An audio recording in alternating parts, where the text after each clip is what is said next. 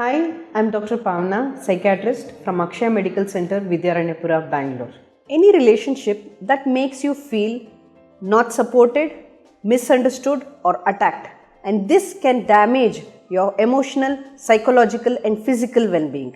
This we can call it as a toxic relationship or an abusive relationship. Now, what are the signs and symptoms to it? When you're in a relationship, either you are giving more than what you're getting, and which makes you feel depleted, or you feel disrespected all the time, or damage to your own self-esteem, or you feel misunderstood or not supported or attacked all the time, or you feel cornered or targeted and you are blamed always. So what leads to a person into a toxic relationship? One, there could be a lack of trust between the people, partners, or an hostile way of communication. When they communicate, it is yelling or throwing the temper tantrums, or throwing away things, or being very aggressive, or either showing an opposite to of what is called as a passive aggression. Or they could almost be an blaming to each other, blaming behavior, that is an mismanaging of the situations, or and frequently lying,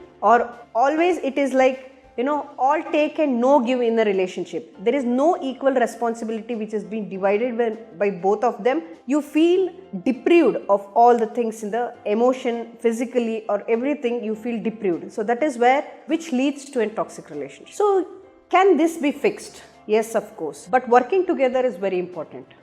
Therapists can help with it in a way, and having an honest and open communications, and also your partner has to be compassionate with whatever things that has been with the therapist, and also not bringing the past in a current argument or in current event, or taking up responsibility, and having a better communications will always help, and these can be done with the help of a therapist.